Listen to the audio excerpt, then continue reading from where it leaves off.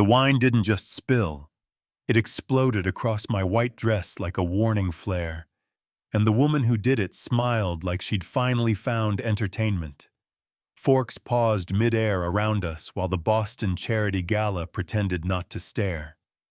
I stood there with a tray in one hand and 1,000 eyes in the other, and I could feel the floor tilt like the room had already decided who I was before I opened my mouth. Tell me, have you ever felt the whole world lean against you before you even got to speak? My name is Jasmine Washington. I was 24, working an extra catering shift to pay off my last semester at Harvard. Yeah, Harvard. Because my mom raised 3 kids on night shifts, and there was no way tuition was going to be the reason our story stopped. The chandelier above me was a net of Austrian crystal. The orchids were imported. The string quartet was smoothing out the edges of rich people's conversations. And there I was in a black apron, with steady hands, learning again, the oldest lesson I know, that some people think humiliation is a sport, and the help is the ball. The woman with the wine was named Victoria Hartwell, old money by birth and newer money by marriage, a person who treats charity like a catwalk and kindness like a costume. She looked at the red stain blooming on my dress and said, bright as a bell. Oops, then louder, like she wanted the nearby tables to enjoy the show. What a pity some people don't know how to move in civilized settings. If it were you, what would you have done right there with the room waiting for your reaction and your dignity bleeding down your skirt? I picked up the glass shards one by one so nobody else would get cut. And I said the thing that keeps you safe around people who love a stage, I'll have it cleaned right away, ma'am. Her friends watched me like I was background music. They could gossip over staff, this people like that, hints about refined society, that were not really hints at all, you know what I mean. The comments stung, of course they did, but where I'm from, pain is a teacher, not a director. So I did what my mother taught me on long nights at the kitchen table with bills spread out like battle plans. I breathed, I observed, I documented. Secret time. I carry a tiny digital recorder for my research. I'm finishing an MBA thesis on the way bias moves through corporate systems, and I interview workers who can't risk being misquoted, so having clean audio is survival and respect. That night, the recorder went into my apron pocket when I clocked in habit at first insurance, later proof at the end. Victoria wasn't done. She gathered a circle, like a queen summoning her court, turned the humiliation into a chorus, and for the finale waved me over with the printed menu. You can read, can't you? Honey in her voice and glass in her eyes, and her friends leaned in for the stumble because that's the trick. Make you perform under their spotlight and laugh when your knees shake. I took the menu, met her eyes, and I smiled. With pleasure, ma'am. Then I read the whole thing in French, clear and slow, not the classroom kind. The kind you earn when you live in Lyon for 2 years, on an academic scholarship, when you spend afternoons in a cafeteria with other students, and nights practicing your R like a secret handshake. I didn't stutter, I didn't guess. I just let the syllables do their work while the quartet played a waltz that suddenly felt like a drum roll, and I watched her expression fracture, one hairline crack at a time, as her friends lost the joke. Pattern interrupt. The room breathed differently, and at the head table a gray-haired man with a quiet face didn't look away. That was Robert Hartwell, her husband, the mogul behind Hartwell Development. Not the loudest person in the room, the kind who collects details the way other people collect watches. And for one small second, our eyes met, and there was no pity in his look, just something I hadn't seen all night, respect. I carried the broken glass to the kitchen, changed into a clean uniform, and checked the recorder with shaking fingers. The audio was crystal, 23 minutes of words that people pretend are harmless until you hear them played back. If you've ever been put in your place, you know the exact feeling in my chest, adrenaline with a purpose, not revenge, not yet just evidence. In the hallway outside the kitchen, a soft voice said my name, Jasmine, right? And I turned to see Robert standing there alone, hands clasped, like a man who knows he should have said something sooner. I want to apologize for my wife's behavior, he said. There's no excuse. I studied him because I've learned to separate condescending pity from actual accountability, and what I saw in his face wasn't performance. It was a man ashamed of the silence he'd let fill his own house. You don't have to own her words, I said, but the harm is real. He nodded, then asked, careful, You're not the person they think you are you? And he didn't mean that being a waitress is beneath me, he meant he could tell I had another life outside this apron. I'm at Harvard, I said, systems of discrimination in corporate environments, finishing my thesis.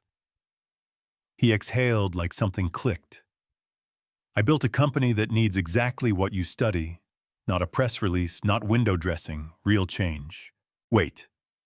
A job offer in a hallway in my catering shoes with my hem still damp, and a string quartet bowing one room away. Yeah, that happened. Do you think that's fair, or do you think sometimes the universe drops a door right where someone else tried to build a wall? We didn't get far before the temperature dropped.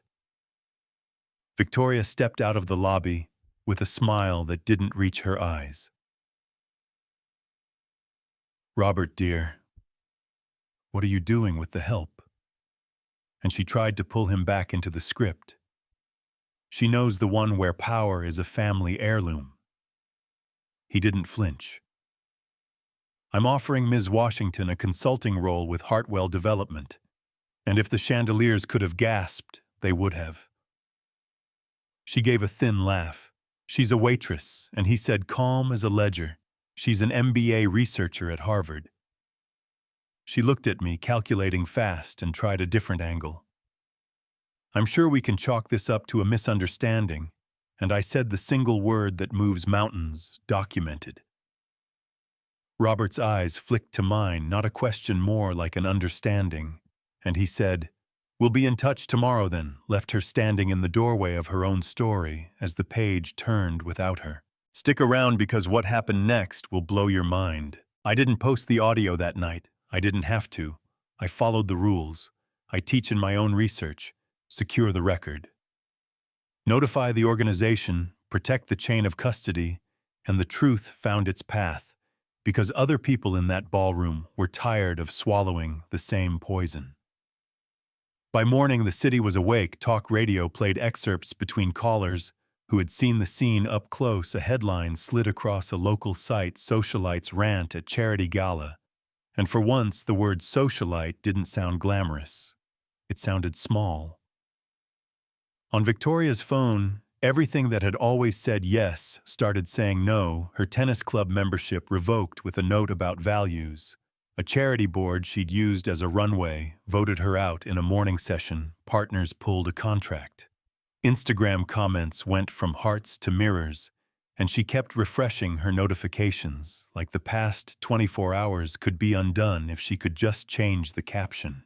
At Hartwell Development, Robert called a meeting. I wore a dark suit and the same pair of flats I'd worn with my apron, because I wanted to remember what this was for. He introduced me as an independent consultant, with full access to audit, hiring, promotion, mentorship, and culture, and he told the room without decoration that the point was measurable change, not optics.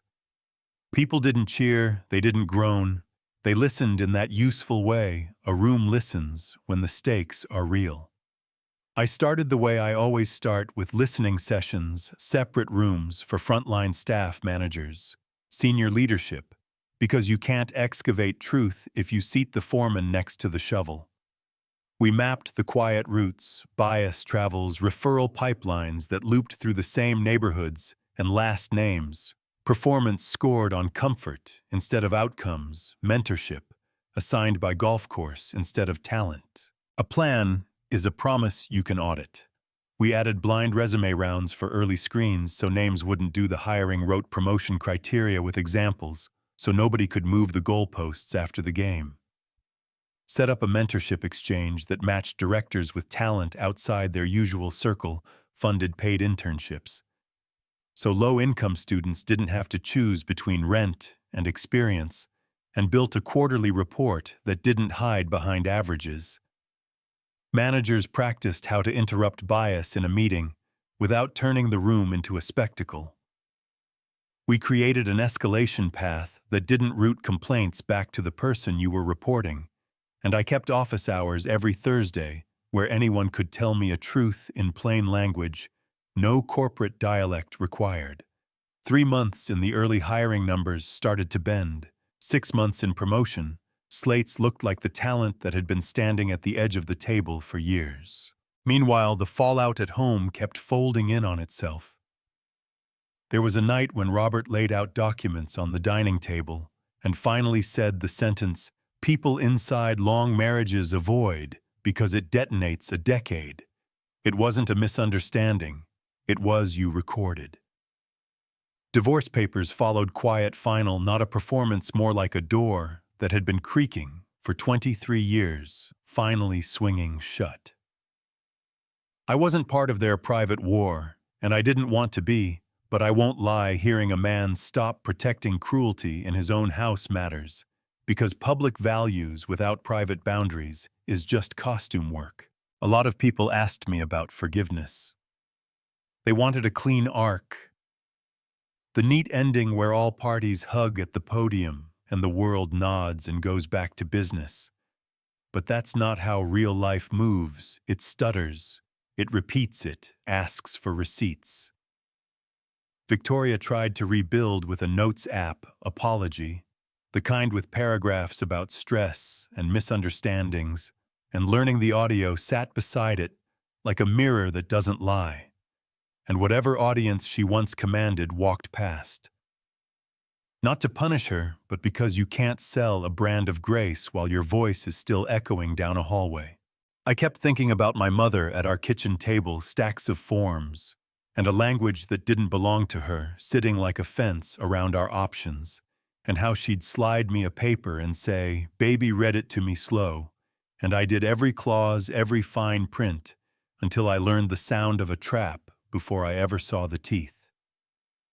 That's where the recorder came from, not spite, not a thirst for viral outrage, from a lifetime of translating power into something that can be held up to the light.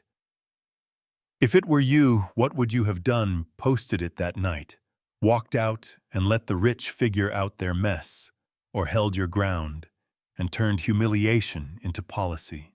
There's a twist some of you probably didn't expect. Robert didn't stop at the company. He set up a scholarship fund in my mother's name for students from neighborhoods like mine who get into competitive graduate programs without a safety net. No essays designed to perform trauma, just money and mentorship. The two things people pretend you can replace with grit. He eventually remarried a civil rights attorney who had been pushing our city on housing equity long before it was fashionable. And people asked me if that stung like I'd been written out of someone else's redemption arc. And I laughed, because I was never his redemption. I was a mirror.